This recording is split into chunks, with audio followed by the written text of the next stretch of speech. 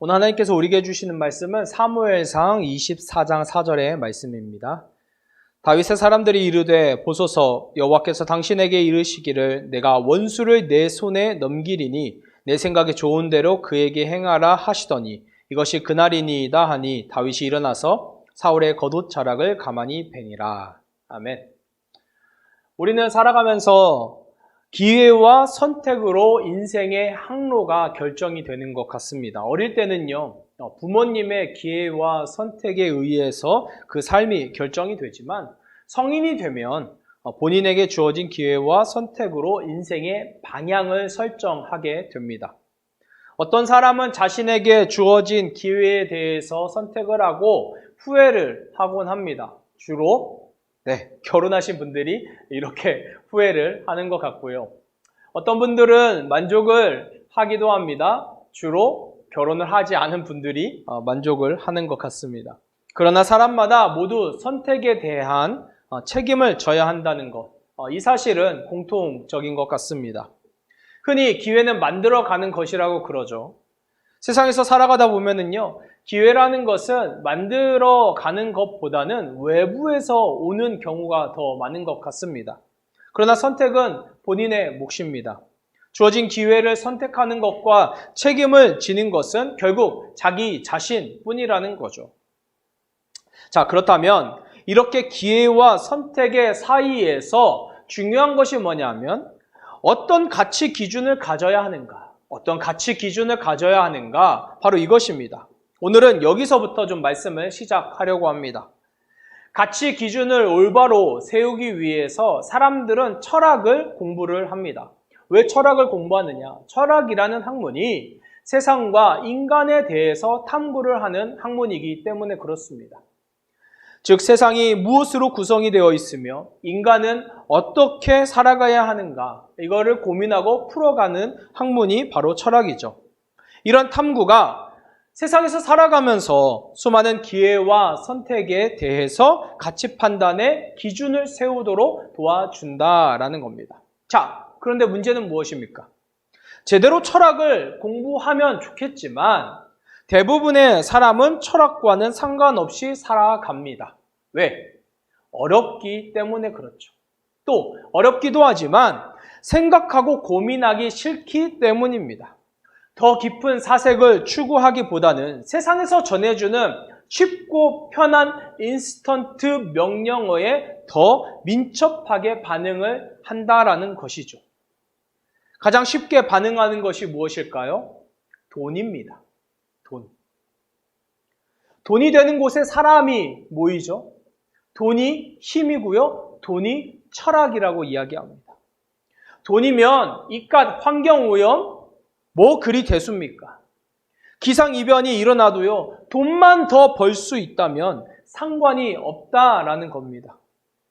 돈이면 생명의 존엄성이 좀 무시돼도 상관없다는 겁니다. 어제 사람이 죽어나간 그 자리를 흰 천으로 두르고 언제 그랬냐는 듯 오늘 다시 바로 옆 생산 라인을 가동시키는 것. 그런 시대를 우리가 살아가고 있습니다. 여러분, 세상만 이렇습니까? 교회라고 다르지 않습니다. 왜 세습합니까? 결국 돈 때문 아닌가요? 목회자들이 가장 많이 넘어지는 게 무엇입니까? 돈이잖아요. 또 성도들이 가장 시험에 든다고 말하는 설교의 주제가 무엇입니까? 헌금 설교죠. 헌금에 대한 설교가 왜 시험에 들까요? 목회자가 돈을 밝혀서 거부 반응이 일어나는 것도 있겠지만 사실 그 돈이, 그 헌금이 내 돈이고 내 땀이고 내 가치 척도의 기준이라고 생각하기 때문에 시험에 드는 것이죠. 그런 사람들에게 청지기의 사명이 어디에 있습니까? 청지기, 말이 어렵나요? 매니저입니다. 매니저. 관리인이죠. 하나님께서 우리에게 맡겨주신 이 세상, 물질, 그리고 사람, 이것을 지키고 보호하고 양육하라는 사명이 바로 청지기의 사명인 거죠. 그런데 우리는 청지기라고 생각하기보다는 주인이라고 여깁니다. 아니, 주인이 되어야만 합니다. 내가 주인이 되어야 그때 하나님도 보이고 그때 교회도 보이고 신앙이라는 것도 보인다는 겁니다. 교회의 주인은 하나님이신데 사람이 자꾸만 주인이 되려고 하니까 결국 주인이 이런 말씀을 하시는 겁니다. 내가 너희를 도무지 알지 못하니 불법을 행하는 자들아 내게서 떠나라. 여러분, 이것이 무슨 의미입니까? 하나님께서 주신 기회를 우리가 놓치고 있다라는 겁니다. 주신 기회도 잃어버리고 주실 기회도 놓치고 있다는 것이죠. 어떤 기회를 말하는 걸까요? 사랑의 기회, 용서의 기회, 평화의 기회, 배려와 구제의 기회, 구원의 기회. 이 외에도 우리가 하나님의 사람으로 누릴 수 있는 많은 선한 그 가치들을 놓친다라는 겁니다. 여러분, 그 중에서 가장 놓치지 말아야 하는 가치가 있어요. 여러분, 잠언 1장 7절 말씀을 기억하실 겁니다. 여호와를 경외하는 것이 지식의 근본이오늘 미련한 자는 지혜와 훈계를 멸시하느니라. 여호와를 경외하는 것이 지식의 근본이라는 이 말씀. 그런데 여러분, 몇 장 넘겨서 잠언 9장 10절에도 중요한 말씀이 있습니다. 여호와를 경외하는 것이 지혜의 근본이요 거룩하신 자를 아는 것이 명철이니라.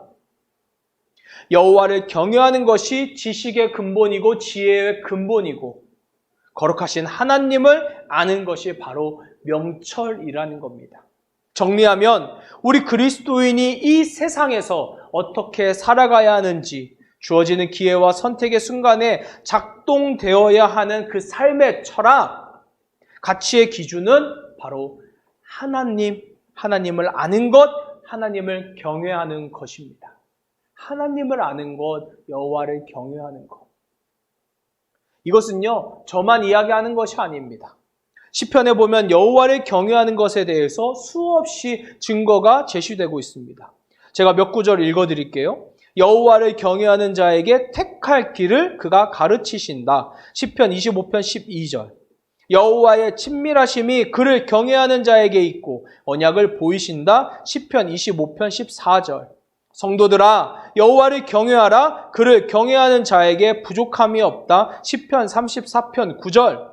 여호와를 경외하는 자들아, 너희는 여호와를 의지하라. 그는 너희의 도움이고 방패이시다. 시편 115편 11절.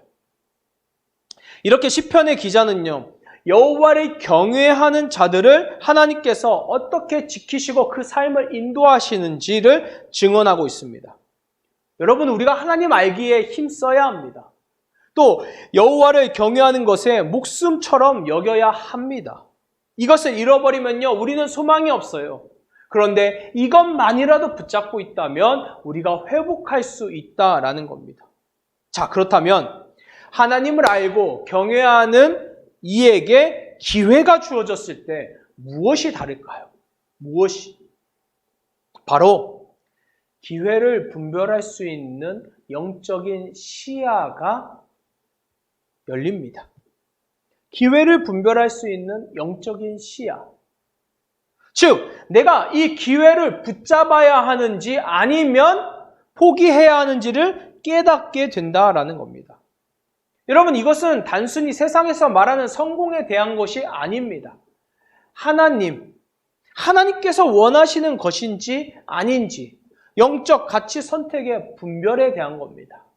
하나님께서 원하시는 것인지 원하지 않으시는 것인지 이 영적 가치 선택의 분별이라는 거죠. 그리스도인의 선택은요, 세상과는 다른 방향성을 가집니다. 가치 기준이 다르기 때문이죠. 단적인 예로 다윗을 보면 알 수 있습니다. 사무엘상 24장을 보면은요, 사울이 블레셋 사람들을 쫓다가 다윗이 엔게디 광야라는 곳에 있다는 그 소식을 듣게 됩니다. 어떻게 합니까? 3,000명을 데리고 그 엔게디 광야로 향합니다.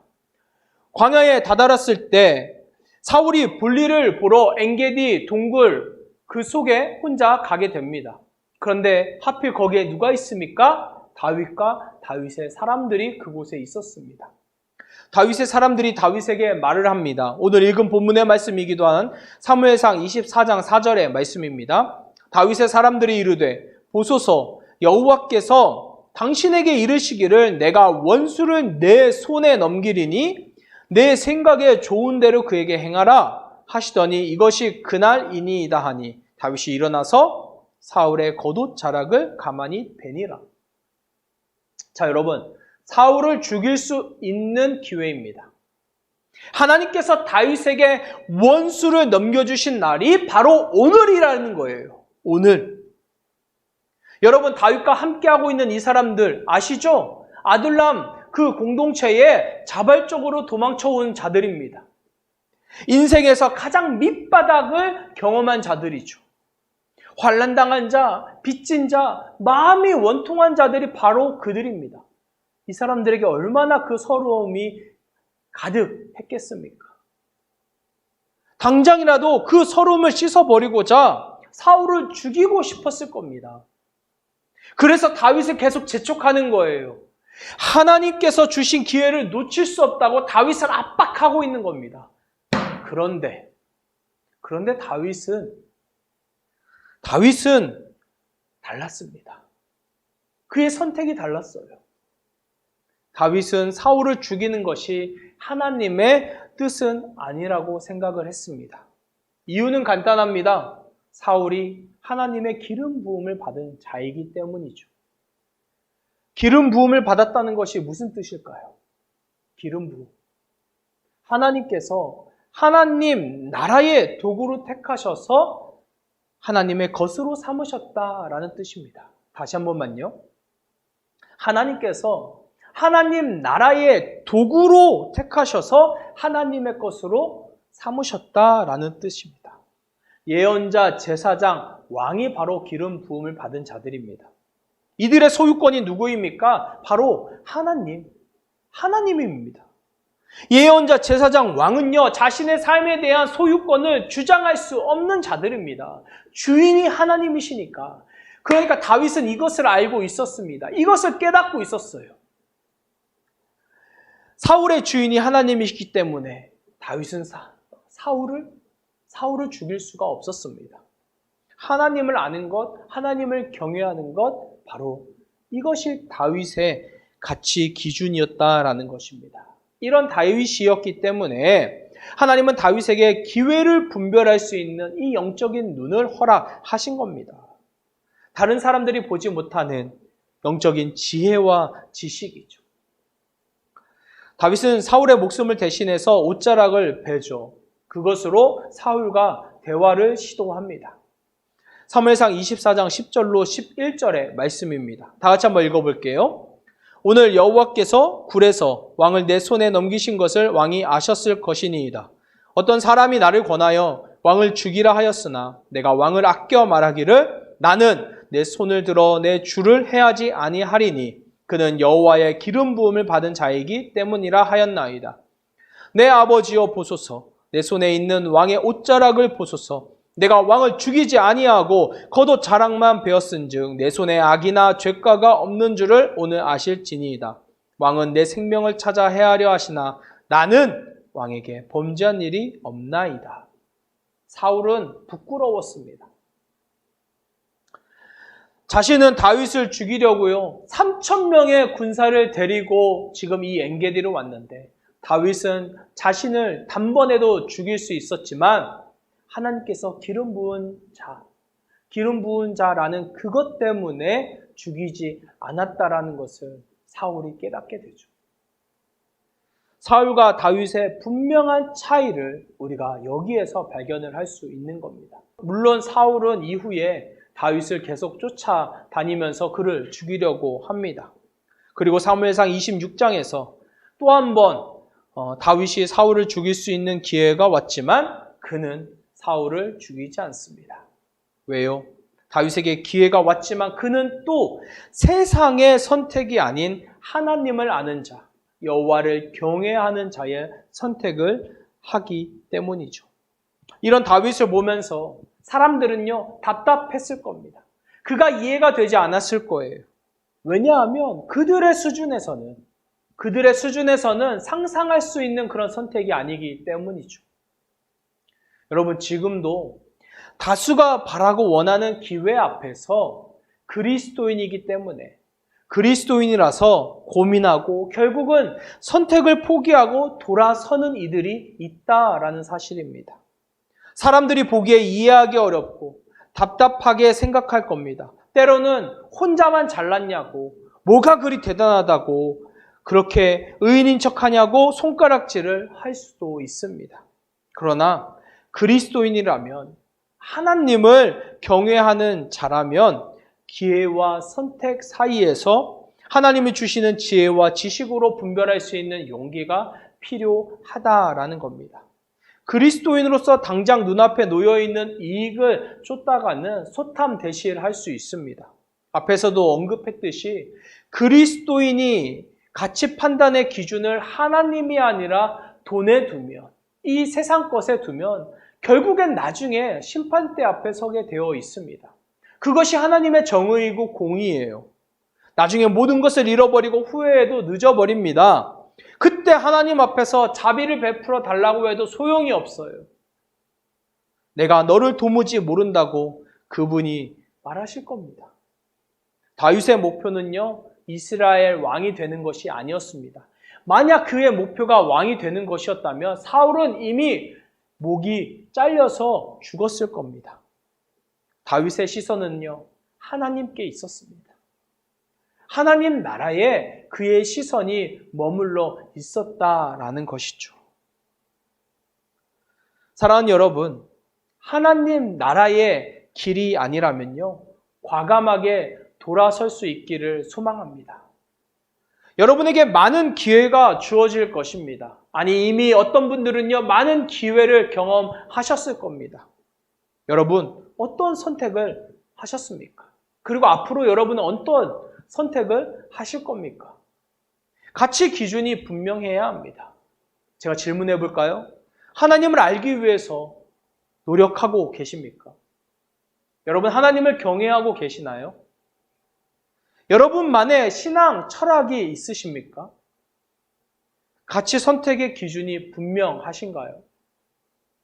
이 질문들에 대답하지 못하신다면 죄송하지만 사탄은 여러분에게 엄청난 세상의 가치로 흔들려고 할 것입니다.